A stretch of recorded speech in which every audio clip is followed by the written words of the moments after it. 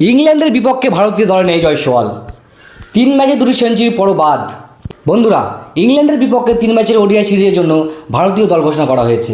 আর সেই দল ঘোষণা হওয়ার পর থেকে শুরু হয়েছে ব্যাপক আলোচনা, কারণ দলে জায়গা হয়নি যশস্বী জয়সওয়ালের। অথচ সম্প্রতি দুর্দান্ত ফর্মে ছিলেন এই তরুণ ওপেনার।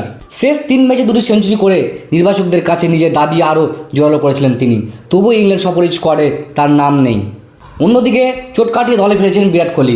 ফলে অনেকেই মনে করেন অভিজ্ঞতার কারণে হয়তো জায়গা হারাতে হয়েছে জয়সওয়ালকে। তবে বিতর্ক এখানে শেষ না। ভারতীয় স্কোয়াডে জায়গা পাননি অভিজ্ঞ পেসার মোহাম্মদ সিরাজও। গত কয়েক বছরে ভারতের অন্যতম নির্ভরযোগ্য ফাস্ট বোলার হওয়া সত্ত্বেও এবার থেকে তাকে ছাড়াই দল ঘোষণা করা হয়েছে।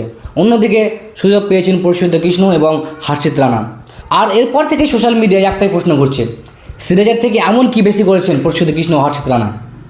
যদিও এর আগে বিসিসিআই জানিয়েছিলেন সিরাজকে ওয়ার্কলোড ম্যানেজমেন্টের কারণে বিশ্রাম দেওয়া হয়েছে, কিন্তু ইংল্যান্ডের ওডিআই দলেও তার অনুপস্থিতি নতুন করে বিতর্ক তৈরি হয়েছে।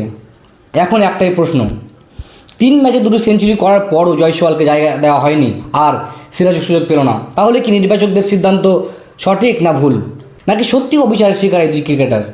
আপনার মতামত কি অবশ্যই কমেন্টে জানাবেন এবং ভিডিওটি ভালো লাগলে লাইক, কমেন্ট, শেয়ার করবেন এবং পেজটি ফলো করে দেবেন। ধন্যবাদ।